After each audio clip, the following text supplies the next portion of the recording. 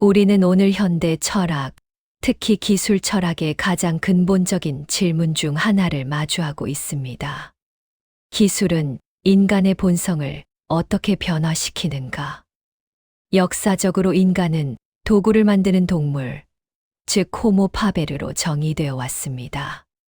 망치, 바퀴, 인쇄술.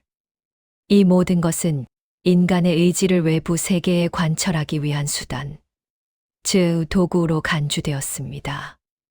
이러한 도구적 관점, 인스트루멘탈리즘 하에서 기술은 중립적이며 인간의 본성은 기술과 무관하게 고정불변하는 것으로 여겨졌습니다. 기술은 그저 인간이 가진 본성적 잠재력, 이성, 사회성, 욕망을 더 효율적으로 실현하는 보조 장치에 불과했습니다.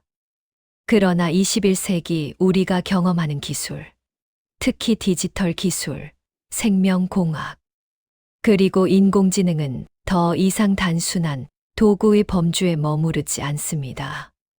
그것은 우리가 숨쉬는 환경 그 자체가 되었으며 우리의 인식과 관계를 매개하는 제2의 본성으로 자리 잡고 있습니다. 기술은 이제 우리 손안의 망치가 아니라 우리가 세상을 바라보는 눈이자 사유하는 뇌의 일부가 되었습니다. 따라서 이 질문은 기술이 본성을 변화시키는가? 라는 가부의 질문이 아니라 그 변화의 양상과 깊이가 어떠한가? 라는 어떻게의 질문으로 전환되어야 합니다. 본론에서는 기술이 인간의 본성, 우리의 사유 방식, 감각, 정체성, 그리고 사회적 관계를 근본적으로 어떻게 재구성하고 있는지 철학적 담론의 핵심적인 흐름을 따라 심층적으로 분석하고자 합니다. 기술 철학의 심오한 전환점은 마르틴 하이데거에게서 찾을 수 있습니다.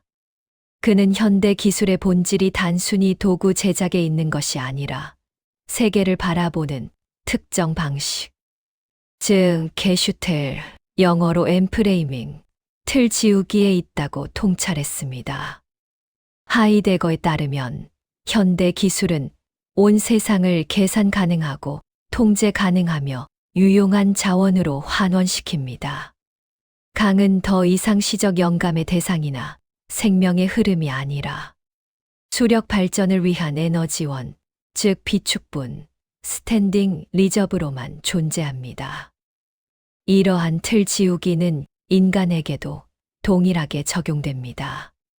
인간 역시 인적 자원, 휴먼 리소시스로 전락합니다.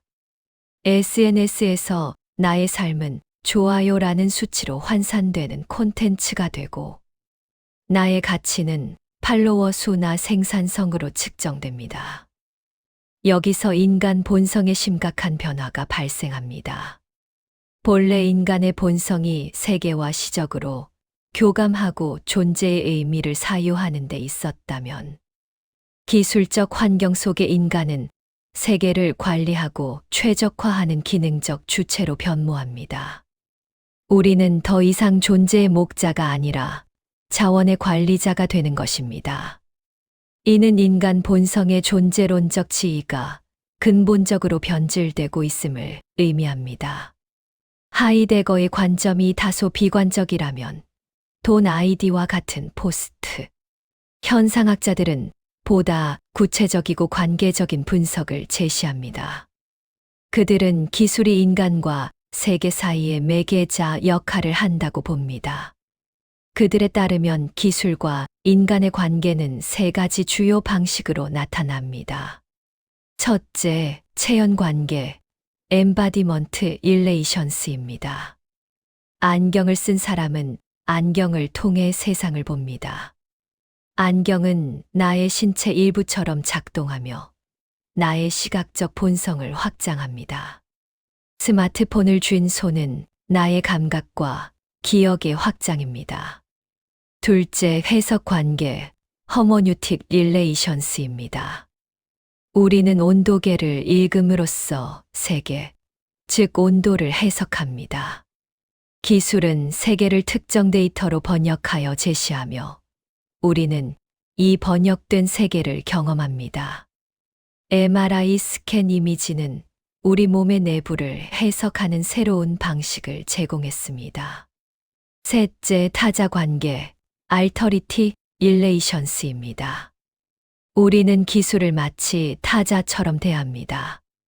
인공지능 스피커에게 말을 걸거나 자율주행차가 스스로 운전할 때 우리는 기술과 상호작용합니다. 이러한 관계 속에서 인간의 본성은 고정된 실체가 아니라 기술과의 관계 속에서 형성되는 유동적인 것이 됩니다. 인간은 기술과 함께, 즉 휴먼 테크놀로지로서 세계를 경험합니다. 운전대를 잡을 때에, 나와 걸을 때에 나는 이미 다른 감각적 본성을 지니게 됩니다. 기술은 인간 본성의 고정된 경계를 허물고 인간 기술 하이브리드라는 새로운 본성을 탄생시킵니다. 기술이 변화시키는 가장 극적인 영역은 바로 정신 또는 인지입니다. 앤디 클락과 데이비드 차머스는 확장된 마음, 더 익스텐디드 마인드라는 혁명적인 태제를 제시했습니다. 그들은 정신이 반드시 두개골 내부에만 머무르는가? 라고 묻습니다.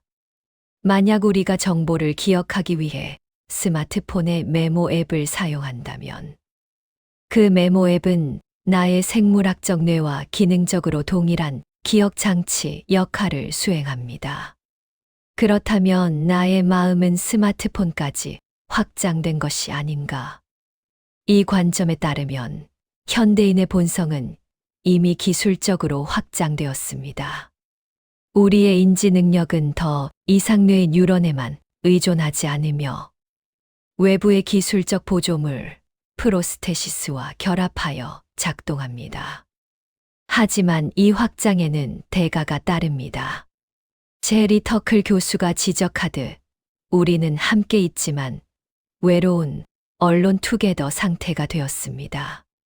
기술은 우리에게 연결의 환상을 주지만 깊은 공감 능력을 쇠퇴시킵니다. 또한 니콜라스 칸은 디지털 환경이 우리의 주의력, 구조를 근본적으로 바꾸고 있다고 경고합니다.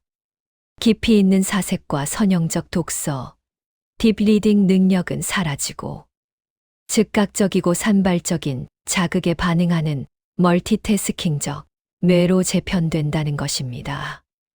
기술은 우리의 정신을 확장시키는 동시에 그 정신의 깊이를 얕게 만들고 있습니다. 인간 본성의 핵심 중 하나는 사회적 동물, 준 폴리티콘이라는 아리스토텔레스의 정의입니다. 기술, 특히 소셜미디어는 이 사회적 본성을 전례 없는 방식으로 재구성하고 있습니다. 과거의 공동체는 물리적 근접성과 공유된 시간을 기반으로 했습니다. 그러나 디지털 기술은 네트워크화된 개인주의, 네트워크드 인디비주얼리즘을 탄생시켰습니다. 우리는 시공간을 초월하여 원하는 사람과 연결될 수 있지만 동시에 그 관계는 언제든 끊어질 수 있는 약한 유대, 위크 타이지 성격을 띱니다. 또한 기술 환경은 우리의 정체성, 형성 방식을 바꿉니다. 과거의 정체성이 출생, 가족, 지역 공동체에 의해 상당 부분 주어지는 것이었다면 현대의 정체성은 온라인상에서 적극적으로 선택되고 구축됩니다. 아바타, 프로필, 큐레이션된 이미지를 통해 우리는 되고 싶은 나를 연기합니다. 이는 인간의 사회적 본성이 소속에서 퍼포먼스로 이동하고 있음을 시사합니다. 하지만 이 과정에서 우리는 타인의 시선에 끊임없이 의존하게 되며 좋아요를 구걸하고 알고리즘에 의해 분리된 필터 버블과 반향실에 갇히게 됩니다. 기술은 우리를 전 지구적으로 연결하는 동시에 가장 미세한 단위로 파편화시키고 있습니다. 지금까지의 변화가 기술 사용의 결과로서 나타난 것이라면 트랜스휴머니즘은 기술을 이용해 인간 본성을 의도적으로 변화시키려는 철학적 운동입니다.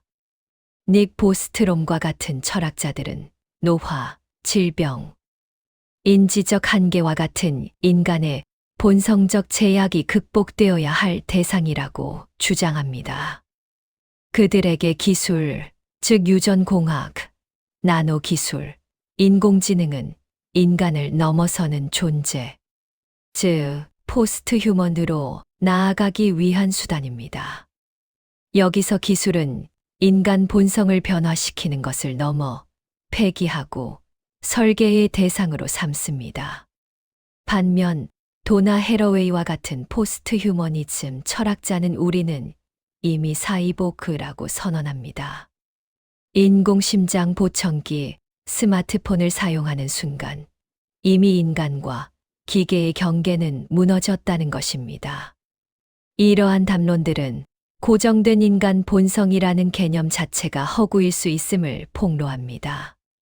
인간의 본성은 애초에 완성된 것이 아니라 환경과 기술 속에서 끊임없이 되어가는 과정, 프로세스 오브 비커밍에 있다는 것입니다.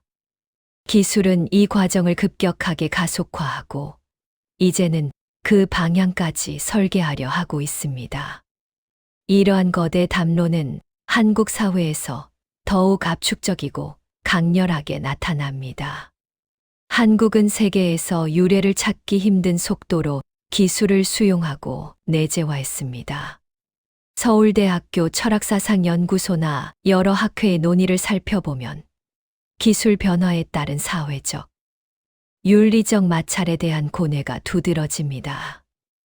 특히 한국적 맥락에서 기술은 인간 본성의 변화라는 존재론적 질문 이전에 관계의 문제를 첨예하게 드러냅니다.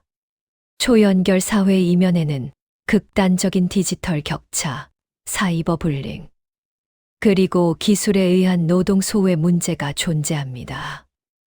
또한 정과 우리라는 공동체적 가치를 중시했던 전통적 본성이 극도로 개인화되고 파편화된 기술 환경과 충돌하며 새로운 사회적 병리 현상을 낳고 있습니다.